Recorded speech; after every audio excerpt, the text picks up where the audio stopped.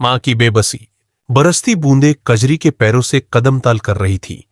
अभी 6 ही तो बजे थे, पर तेज बारिश और काले बादलों ने वक्त से पहले ही जैसे अंधेरा करने की ठान ली थी, ठीक उसके जीवन की तरह, जिसमें उसकी खुशियों के उजाले को समय के स्याह बादलों ने हमेशा के लिए ढक लिया था।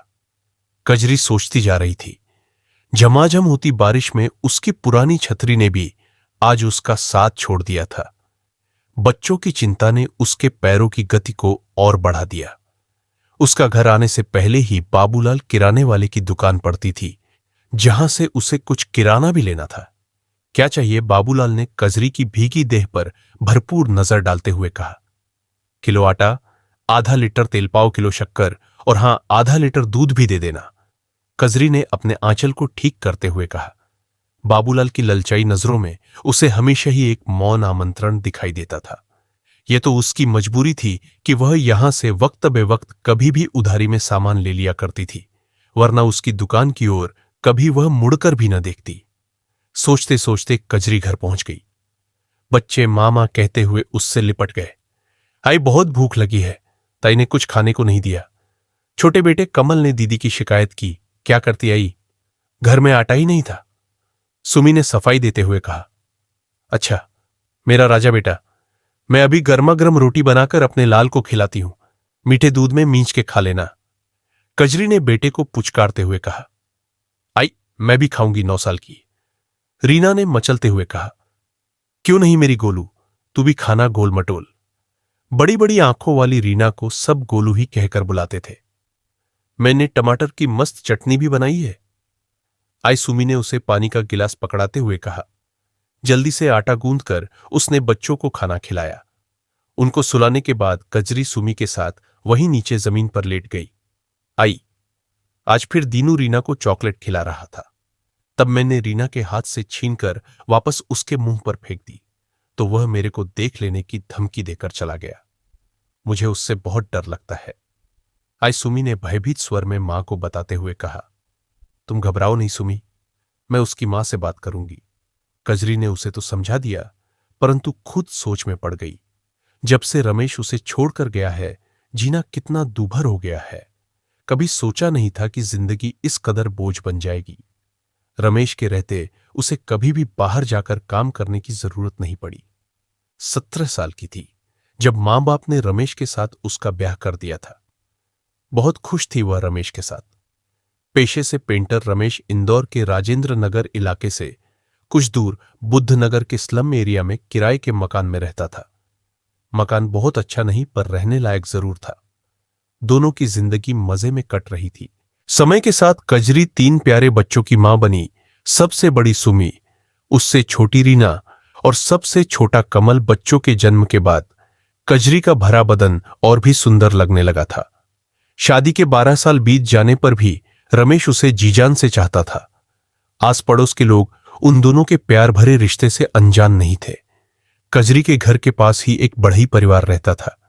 इस परिवार की इकलौती लड़की माया रमेश को बहुत पसंद करती थी, पर रमेश उस पर कभी ध्यान नहीं देता था।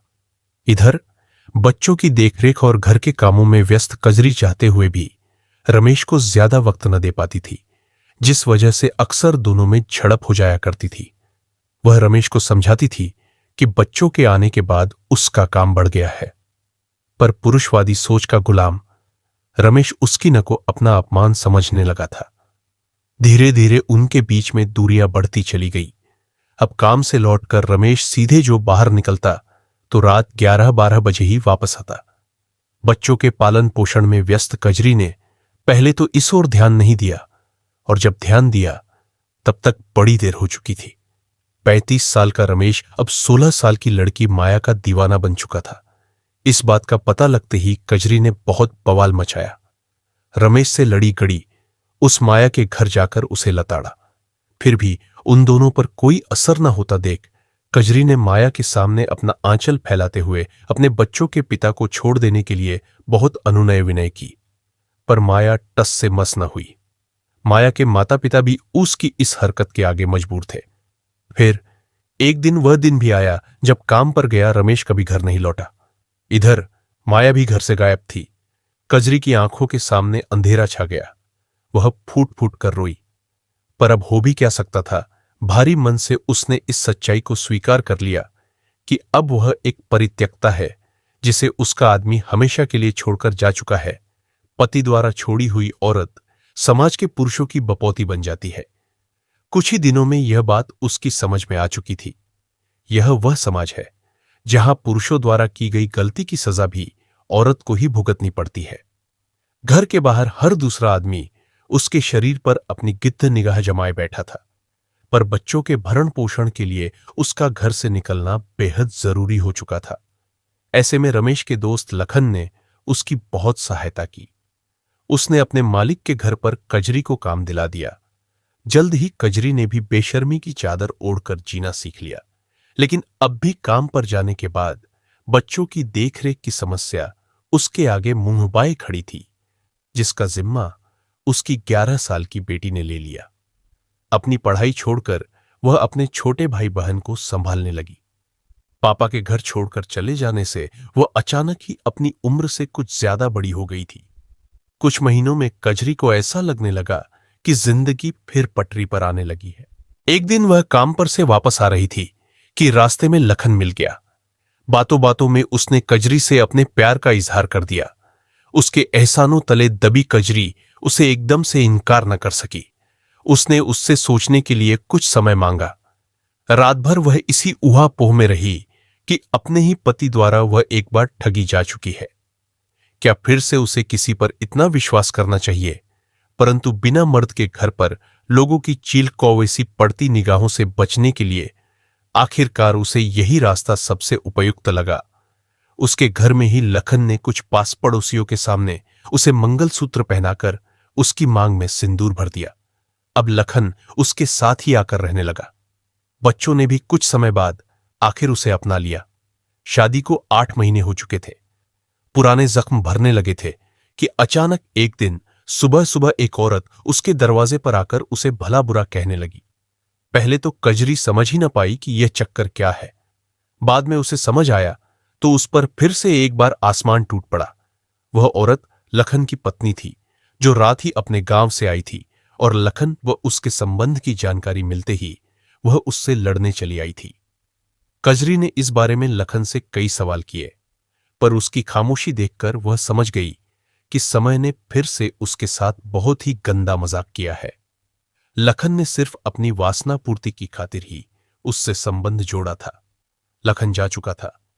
कजरी अंदर ही अंदर टूटकर फिर बिखर चुकी थी, पर इस बार वह पहले की तरह एक कमजोर औरत नहीं थी जो अपनी बेबसी का रोना लेकर बैठे। सो दूसरे दिन से ही उसने सुमी पर भाई बहनों की जिम्मेदारी छोड़कर काम पर जाना शुरू कर दिया। इधर पड़ोस में रहने वाला 22 साल का दीनू उसकी छोटी बेटी रीना पर गलत निगाह रखता था। रीना 9 साल की एक अबोध बालिका थी, जिसे अक्सर वह चॉकलेट वगैरह का लालच देकर अपने पास बुलाने की कोशिश करता था। एक दिन सुमी ने चॉकलेट खाती रीना के शरीर पर उसके रेंगते हाथों को देखकर मां को तुरंत बताया था। कजरी ने भी इस वाकये को हल्के रूप में न लेकर दीनू के मां बाप से जाकर तुरंत इसकी शिकायत की थी। उसके बाद दीनू ने सबके सामने उससे माफी मांगी थी। कुछ दिनों शांत बैठकर दीनू फिर से वही काम दोहरा रहा था। कजरी को समझ नहीं आ रहा था कि आखिर वह क्या करे, कैसे बुरी नीयत व बुरी निगाह रखने वाले लोगों से अपनी बच्चियों को बचाए। खुद उसकी देह भी तो उसके लिए बड़ी दुखदाई बन चुकी थी। मर्दों की पैनी निगाहें उसके शरीर पर यूं फिसलती थी मानो कपड़ों के अंदर तक झांक लेना चाहती हो। पति की छोड़ी औरत शायद हर मर्द की जागीर हो जाती है, जिस पर हर कोर हाथ साफ करना चाहता है। कजरी के अंदर की औरत बहुत अकेली व लाचार हो गई थी। क्या बिना आदमी की औरत का कोई वजूद नहीं है? आखिर औरत को इतना कमजोर क्यों बनाया है? उसकी बेचैनी आंसू बनकर उसके गालों पर ढुलकने लगी। रात को न जाने कब उसकी आंख लगी। सुबह उठी तो सिर भारी हो रहा था, आंखें भी जल रही थी। देर रात तक जागने से ऐसा हुआ है, यह सोचकर कजरी ने उठने की कोशिश की, परंतु शरीर ने साथ न दिया। सुमी ने मां को सहारा देने के लिए हाथ बढ़ाया तो चौंक पड़ी आई। तुझे तो तेज बुखार है। हां रे, मुझसे तो उठा भी नहीं जा रहा। कजरी पर बेहोशी छाती जा रही थी। शायद बारिश में भीगने से उसे बुखार ने जकड़ लिया था। मां की हालत देखकर सुमी घबरा गई। मां को वैसे ही छोड़कर वह दौड़कर पड़ोस से विमला काकी को बुला लाई। विमला काकी के पति ऑटो चलाते थे। जल्दी से कजरी को अपने ऑटो में बैठाकर वे उसे पास के अस्पताल ले गए। कजरी की बिगड़ती हालत देखकर डॉक्टर ने उसे वहीं एडमिट कर ग्लूकोज की बोतल चढ़ाने की सलाह दी। जब तक वह हॉस्पिटल में रही, विमला काकी ने उसकी पूरी देखभाल की और हॉस्पिटल का बिल भी उन्होंने ही भरा। कजरी घर पर तो आ गई, लेकिन कमजोरी के चलते उससे उठते बैठते नहीं बन रहा था।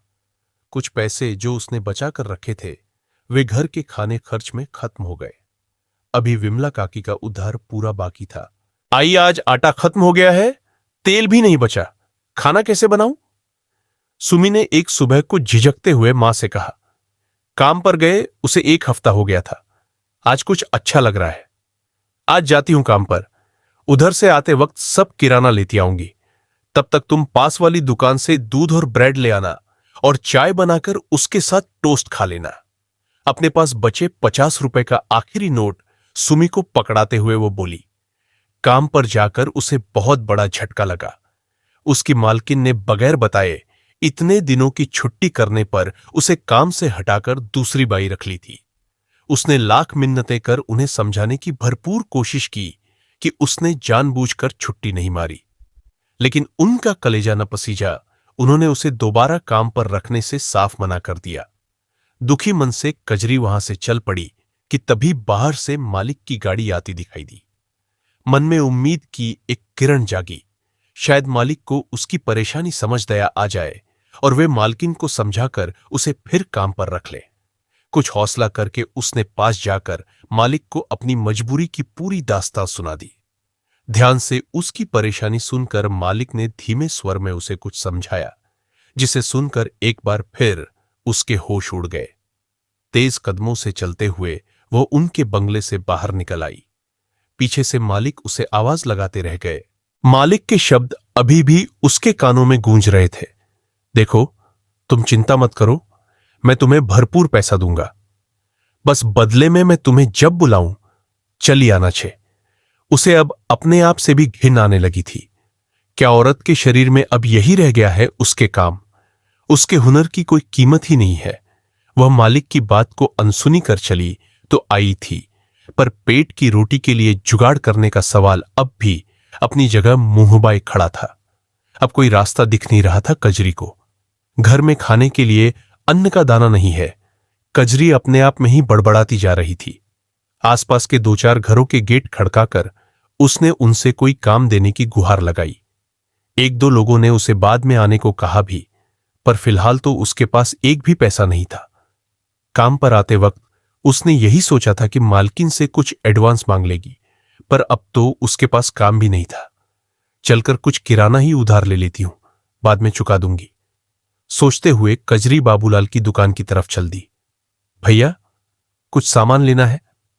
कुछ झिझकते हुए उसने बाबूलाल से कहा।